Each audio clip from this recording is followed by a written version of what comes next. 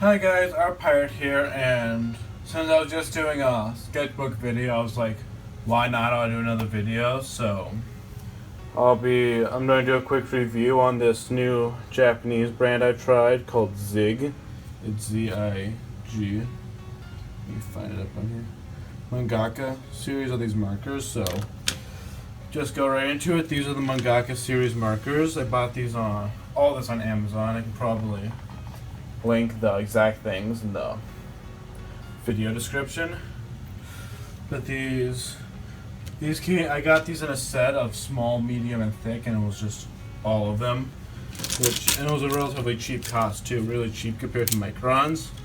At first I thought they were worse than microns, which if you don't know are the popular brand of these markers, but I thought what I really like about these specific ones is that first they have more traction, so you can get more,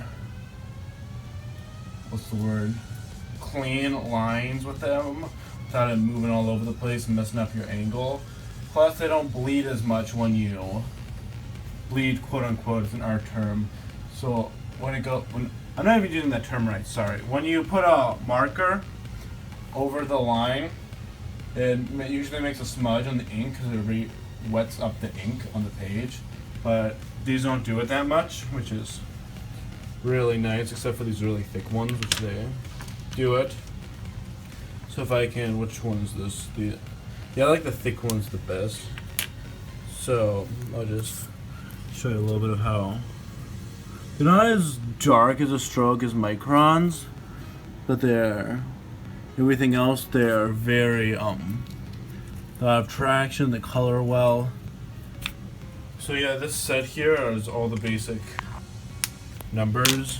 If I can, yeah, you can see them over there. So yeah, I highly recommend these. This I got here is the white. This was, if you notice, you saw all these in my sketchbook video.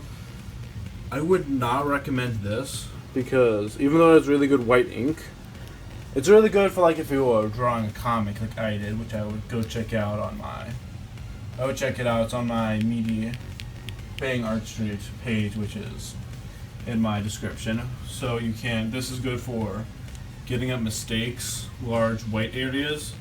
But it says good for detailed areas, but I would recommend this one, which I've used for a long time, Uniball. This one is really good for the small details. But this one, here, just managing to put down the camera. Getting the cap off this thing, there we go. I can put over this ink area, see it covers up the ink, but the thing is that does not get ink out. Say I would need more ink to completely cover up that black ink, and this ink does not spray out of here very well. It kind of bubbles and comes out uncontrollably, so that's the situation with that. It's useful, it has its uses. I gotta put this down, but I would not recommend $10 or whatever it was. Markers though I would highly recommend. Next is the ink brush for spotting the blacks, term for filling the black areas on a comic, manga. But these brushes are the fine detail, perfect for that kind of with the camera focus, it's not going to, but it's good for filling in black areas. I won't show it because I don't want to get out all my bottled ink, but one thing the bad about these is that they break really easily. I got two sizes of these, but the other one I'm going to be turning back a second time because it broke so easily. So yeah, I don't even have that one to show right now. So overall, some of the products from this brand are good, some of them aren't. The markers I would highly recommend you get, especially if you want to just start drawing yourself. I would definitely get all these markers. Try them out because I would say these are really good for beginners, because beginners don't want to get out a big jar of ink and a pen like you see in my other videos, so I would say these are really good. If you check out my sketchbook video, I use that in a bunch of them too, so you can check that out. When I'm doing this review thing, I may as well show another brand because why not? Because these are the screen tones I usually use. There's not really much to say about them.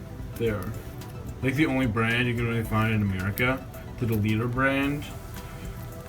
So I have a video on screen tones. I can't really review these because I haven't used any other brands. But what I just got was this tone knife, which I'll open up. Which, if you don't use screen tones, I'd highly recommend if you've used them a little bit, like got past the X-Acto knife stage. This is, yeah, you can cut them. You can scrape tones off very well. I would say it's worth the $10. So, yeah, I'll just leave it like that. So, if you like this, please like and subscribe, and yeah.